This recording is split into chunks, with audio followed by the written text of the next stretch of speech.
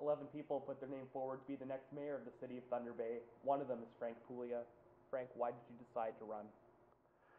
Well, I heard through my 4 years on council and before in previous council that Thunder Bay needs a clear sense of direction. And my vision for Thunder Bay is to help make the city the type of city that we can all be proud of calling home. That's why I'm running. What would it take for that Thunder Bay to be that? I think what it's going to take is transformational leadership from the office of the mayor. And with an inspired council, we can move Thunder Bay in the right direction. There is a sense of that's what's missing right now. That's what I'm hearing more than anything else, and that's why I'm putting my name forward. What does this transformational leadership look like? Just bringing to the table more than just experience, being able to have a vision, have values, and I ran on those values like accountability, transparency, financial and social responsibility. So bring that to the table that will guide our decision making to make for a better Thunder Bay. What is your vision for Thunder Bay? The vision is to make Thunder Bay one of the most livable cities where people can feel proud to say, I am from Thunder Bay. Right now, when people on the outside hear the name of our city, there's like a cloud over us. And I think we need to bring a little bit of ray of sunshine, dispel that cloud, and we can do that because most people that I talk to want to see that. They want to see the type of changes that we can enable us to say we are proud to be of Thunder Bay, proud members of our community. How does that happen? By making sure that nobody's left behind, inclusion, transparency, open government. And you know, I've been bringing Thunder Bay City Hall to the people by hosting town hall meetings where we can tell our community what's going on, explain our decision, provide a clear sense of a vision of what the future will bring. And by opening it up, open the city, open the government, that new concept that I think most people aspire to. There's a vacuum of information. It's not enough to just do a media release. We need to engage, and that's why I like the town hall format. When there's an open mic and people can go and ask us any questions. Why are you doing this? What's the rationale behind it? Tell me more. People want to know. And that's what I bring to the table, and I have over my last 4 years, is the new sense of openness. We work for you, the taxpayers. That's the only reason why we should be there. And in order to do that, we need to reach out to them, make them feel that we are part of our community. We are not in this ivory tower at City Hall making decisions for them.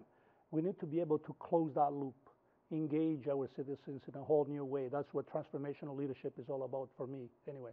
What are you hearing from people about the defining issues of this campaign?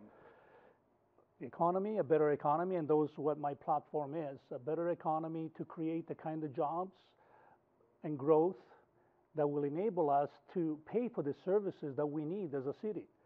Another key platform of mine is to have a better run city, be effective, efficient in the way we deliver our services, which means engaging our workforce from the bottom up, make them part of suggesting how best we can do our job in delivering the best possible services to our citizens. They need to be part of it. It's not just us making decisions from the top.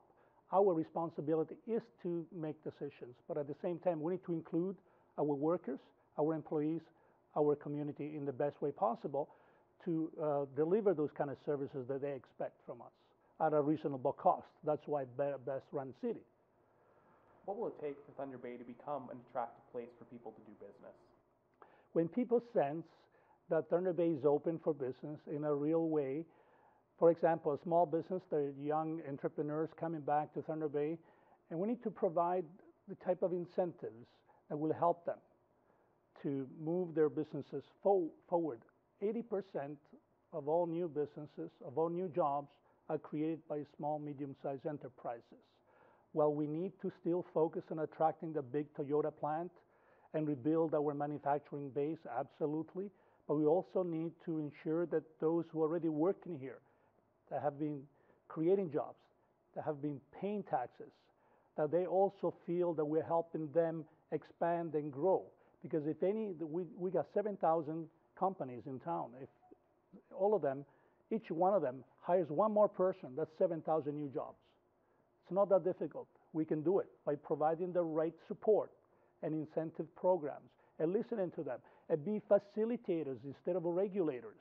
It opens the door to all kinds of new possibilities to make Thunder Bay the kind of city we can all be proud of being calling home, and it will enable us to attract new people and grow our economy, raise the revenue we need to expand our services. What are some examples of those supports and incentives that can be offered? For example, we have a lot of industrial lands on the waterfront. Did you know that the city doesn't even have yet an incentive program for brownfield reclamation? We don't. Timmins just approved theirs. You know, when I first got on council, I was the chair of the Downtown Revitalization Committee, and we put in place some incentive programs for the downtown that were award-winning across the country. We still have them in place, but I just reviewed who is taking up those incentives, and we need to expand that. A lot of people don't even know about it. We need to promote it, expand it, help our small business enterprises grow and prosper. And reclaiming their industrial lands will go a long way in attracting the type of manufacturing operations that we need to build our future on, because we lost 80% of our industrial tax base. So there's a need to move in that direction and make that grow. The possibilities are endless. We have the Tibet-Tel fiber optics is being fully deployed. We have some all kinds of land available. We have possibilities that we haven't even tapped into. As you were the chair of the city's budget committee during this past term council, I guess how would you evaluate the financial performance of the city? That's one of my proudest achievements, is to have been able to be in that position of chair budgets and lower and produce surpluses in the last 3 years compared to deficits in the previous 3 years. As you know, was my motion that enabled to use some of those savings last year to lower the tax rate in 2018. And we can continue to do that. We have also replenished our reserves, and we are working towards lowering our debt.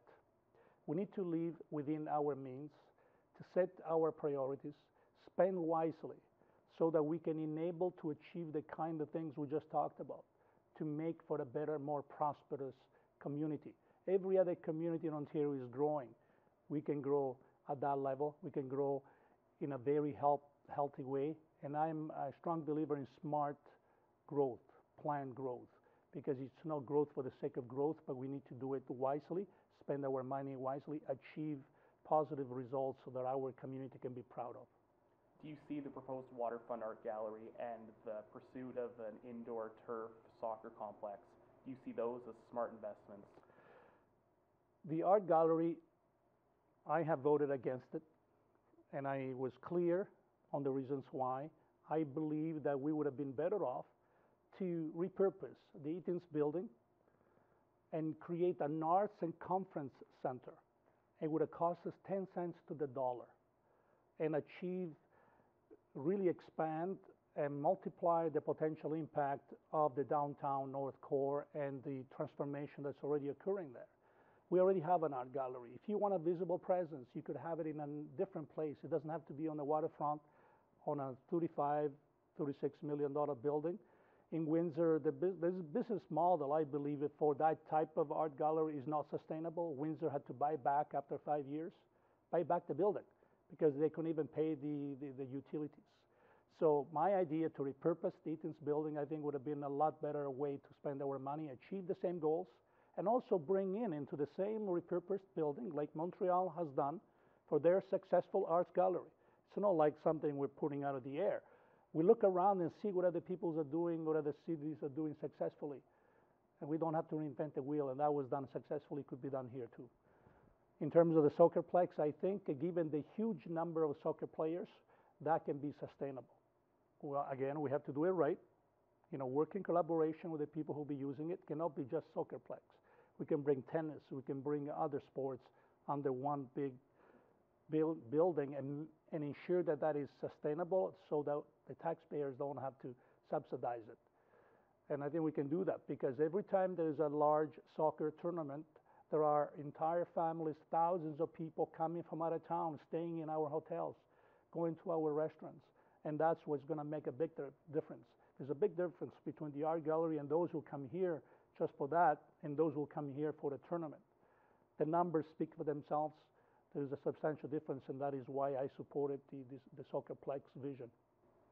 Frank, thank you very much for your time. Thank you.